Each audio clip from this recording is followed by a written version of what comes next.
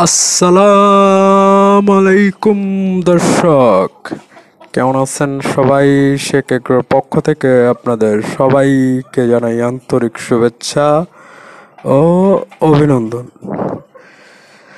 এই হচ্ছে পাগলামির একটা দৃশ্য দেখতে পারেন। এই পাঁচতলা বাড়ির ছাদের উপর এইভাবে করে খাঁচা পদ্ধতিতে মুরগি পালন। তো পাগলামির কথাটা বললাম, সেটার একটা ব্যাখ্যা আমার কাছে আছে, আমি আপনাদেরকে দিব এবং জানাবো। তো প্রতিদিন ভিডিও দিয়ে আসতেছি, সেম মুরগি, সেম মোরগ আর সেম খামার, ওই খাঁচার মধ্যে করে মুরগি পালন করতেছি। তো পাগলামি বলার কারণ হচ্ছে, এক হচ্ছে যে আপনার শখ, আরেক হচ্ছে যে এইখানে আপনার যেই খামারটা করা হয়েছে সেটা হচ্ছে একটা পাঁচতলা বাড়ির ছাদের উপর আপনার এই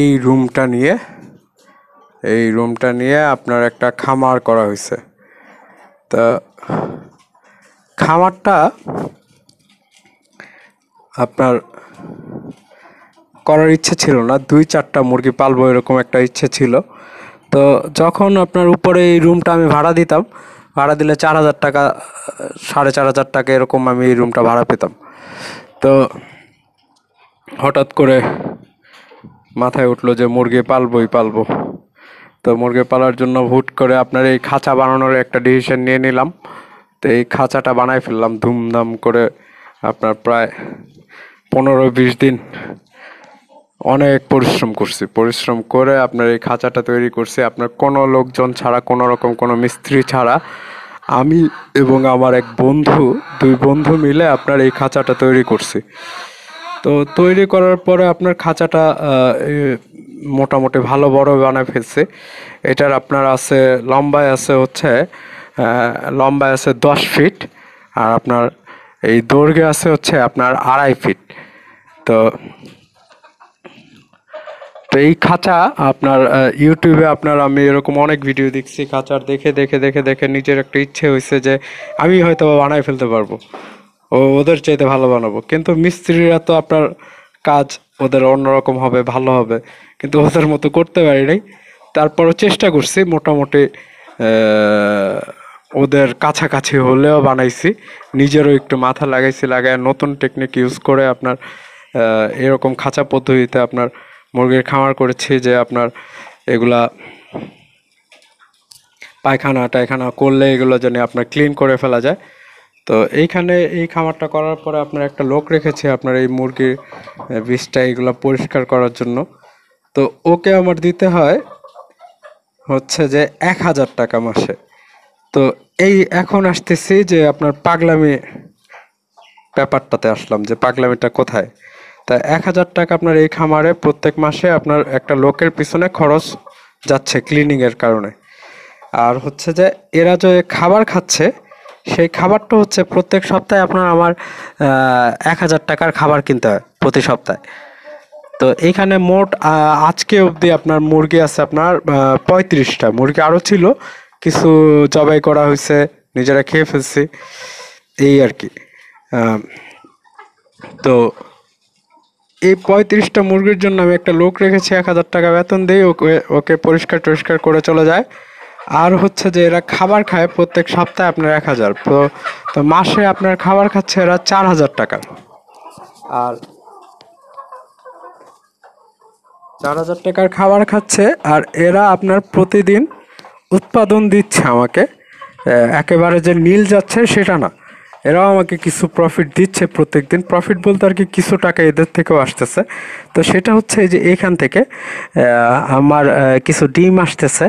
তো দেশি মুরগির ডিমগুলো আপনার আমি 80 টাকা হালি এখানে বিক্রি করে দিচ্ছি। 80 টাকা, 100 টাকা, কেউ 100 টাকা দিয়েও নিচ্ছে, কেউ 80 টাকা দিয়েও নিচ্ছে। তো এরকম আর কি। তো দেশি মুরগির ডিমগুলো ওরকম বিক্রি করলে প্রত্যেক দিন আপনার ধরেন আমি এই খামার থেকে বড় জোর 6টা ডিম পাই।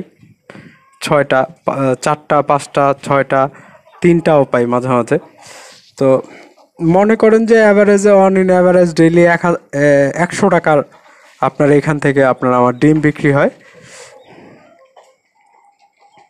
কিন্তু এরা খাবার খাচ্ছে প্রায় 130 টাকার মতো।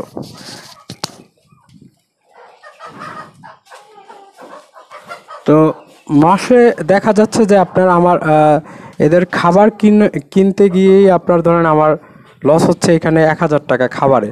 তারপর এখানে আপনার লেবার কস্ট যাচ্ছে 1000 টাকা, ওইখানে যাচ্ছে আপনার 2000 টাকা লস। আরেকটা হচ্ছে যে আপনার এইখানে আপনার এই ঘরটা ভাড়া যদি ধরি, ধরেন মিনিমাম 2000 টাকাই ধরলাম, 4000 টাকা ভাড়া দিতাম, মনে করেন যে 2000 টাকাই ভাড়া।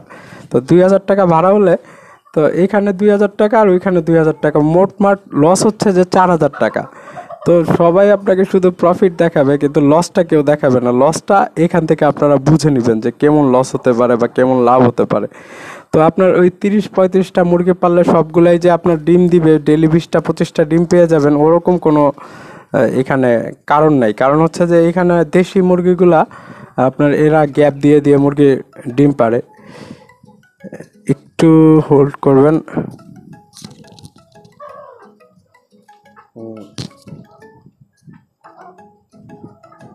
সো এই ছিল আজকের ভিডিওর বিস্তারিত। ভিডিও ভালো লাগলে অবশ্যই অবশ্যই লাইক দিবেন, কমেন্টস করবেন এবং সাবস্ক্রাইব করবেন। আবারও দেখা হবে ইনশাল্লাহ। সে অবধি সবাই ভালো থাকবেন। আসসালামু আলাইকুম, আল্লাহ হাফেজ, বাই বাই, টেক কেয়ার।